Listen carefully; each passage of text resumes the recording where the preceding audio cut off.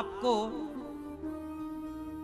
इस श्लोक जब हम सुनते हैं तो इस श्लोक से ही उस श्लोक तक का प्रबंध भगवान करते हैं, इस श्लोक से उस श्लोक। इसलिए कृष्णाय वासुदेवाय हरे परमात्मने, ये जो श्लोक है ये केवल श्लोक नहीं है, श्लोक से उस श्लोक तक का की यात्रा है। इसलिए भगवान के गुणगान करने चाहिए। हमारे वेद पुराणों में सब श्लोक हैं, संस्कृत है, तो हमें भी भागवत जी के 18,000 श्लोकों का जब पाठ करते हैं तो हमें भी जब हम भगवान की कथा सुनते हैं, उनके श्लोकों को सुनते हैं, तो भगवान भी हमारी व्यथा को सुनते हैं, हमारा भी परलोक संवारते हैं। कुछ लोग कहते हैं महाराज जी कथा भागवत सुनने से क्या होता है। अच्छा आप सच्ची बताओ, कथा भागवत सुनने से कुछ होता भी है कि कुछ नहीं होता? होता है। कितने लोग इस बात से सहमत हैं? क्या होता? अच्छा बताओ। मन शांत होता है और ज्ञान तो मिलता ही है।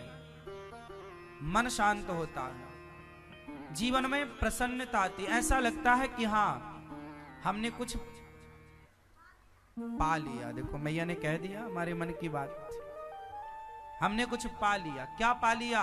प्रभु के चरण पा लिए, प्रभु का ऐसा एक बात बताएं, मैं अकेला जब बैठता हूं तो मुझे कभी ऐसा फील नहीं होता कि भगवान मेरे पास नहीं है। आप कोई लाख कहे लेकिन मैं कभी ये फील करता ही नहीं कि ईश्वर मेरे पास नहीं है। मैं हमेशा ये मानता हूं कि मैं जो कर रहा हूं, जो कह रहा हूं, वो भगवान सुन रहे हैं, भगवान देख रहे हैं, आस पास हैं, ये बैठे हैं, ये हैं, बिल्कुल सुन रहे हैं, मुस्कुरा रहे हैं वो हमारी ओर देखकर। अब वो हमारी आंखों में पर्दा पड़ा है कि हम उन्हें नहीं देख पा रहे हैं। जैसे बिहारी जी का दर्शन करने आप जाते हैं ना, तो पर्दा होता है, फिर पर्दा हटता है तो बिहारी जी दिखते हैं। तो बिहारी जी तो दूर नहीं है, बीच में एक पर्दा है, बस वो पर्दा हटने की देर है तो बिहारी जी सामने है। उसी तरह भक्त और भगवान के बीच में जो पर्दा है वो पर्दा है माया का। कौन सा पर्दा है? मैया बैठो मेरी माँ। कौन सा पर्दा है? माया। मम माया दुरत्यया। कौन सा पर्दा है? माया। माया बड़ी प्रबल है। ये माया क्या है? माया की परिभाषा बताओ, बताओ माया क्या है? संसार माया है।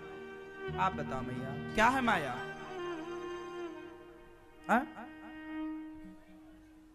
जो सच भी नहीं है, झूठ भी नहीं है। आप बताओ माया क्या है? नहीं, ये मैया बताएंगे हमारी गुलाबी। हाँ मैया, मैया गुलाबी, बाल लाल। बैठे बैठे मैया काहे परेशान हो रही मेरी माँ, घर की बात है। माया क्या है?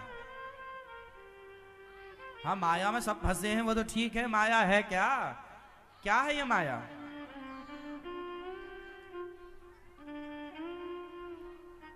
वो देखो चुपके से उठाना मत, देखो वो सो रही है मैया सोफे में।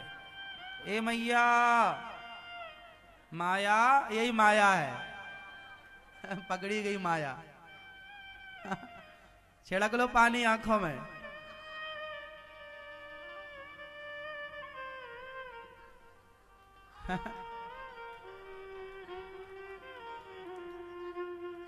मैया,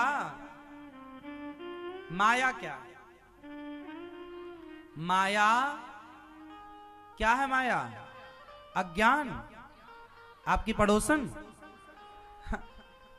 जहान, जान, जान,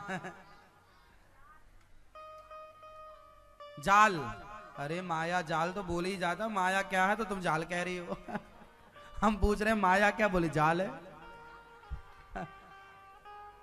हाँ, माया की सीधी परिभाषा है जो है नहीं, जो है नहीं पर दिखता है, जो है नहीं पर दिखता है वो माया है। कैसे? एग्जाम्पल, उदाहरण से समझो। जैसे रात का समय है, आप बिस्तर पर लेटे हैं कि तभी सामने या शाम का 7 बजे के लगभग जब सूर्य ढलता है तो बिल्कुल हल्का हल्का अंधेरा होता ना प्रकाश है ना अंधकार है, धुंधला धुंधला बोलते हैं उसको, धुंधला। उस समय आपकी नजर एक रस्सी में पड़ गई, तो आपने रस्सी को क्या समझ लिया? क्या समझ लिया? सांप।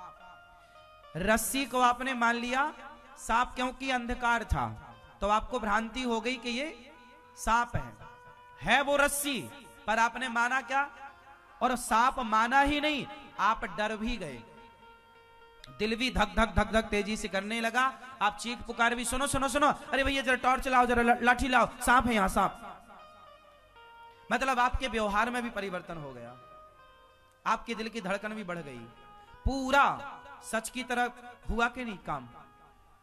है रस्सी, पर भ्रांति किसकी हो गई? सांप की। अच्छा, ये भ्रांति क्यों हुई? क्योंकि हाथ में टॉर्च नहीं थी। यदि हाथ में टॉर्च होती तो आप तुरंत स्पष्ट कर लेते कि ये रस्सी है या सांप है। अंधकार था, इसलिए आंखें धोखा खा गईं और रस्सी को जो है नहीं, वहां सांप था नहीं, पर मान लिया। उसी प्रकार ये संसार अपना है नहीं, संसार अपना, उत्तर, संसार अपना है नहीं पर अपना सा लगता है। सांप है नहीं पर सांप सा लगता है। संसार अपना है नहीं पर अपना सा लगता है। यही माया है, क्योंकि माया के कारण अपना लगता है। ये जो आप कह रहे हो ये बेटा मेरा, बेटी मेरी, परिवार मेरा, यही है माया।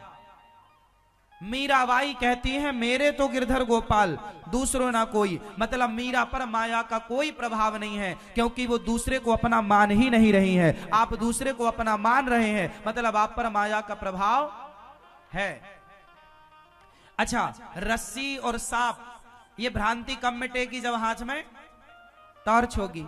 उसी तरह जब ज्ञान की टॉर्च होगी, कोई सदगुरु आपको, सच्चा गुरु आपको ज्ञान कराए, तब आपको पता लगेगा कि भाई ये सब माया है, संसार में रहना है, बाकी उलझना नहीं है। तब गुरु के ज्ञान से, ज्ञान ही वह टॉर्च है जिस ज्ञान से आपको यह समझ में आएगा कि क्या अपना है और क्या पराया है। अभी आप उसे भी अपना मान रहे हैं जो आपका नहीं है।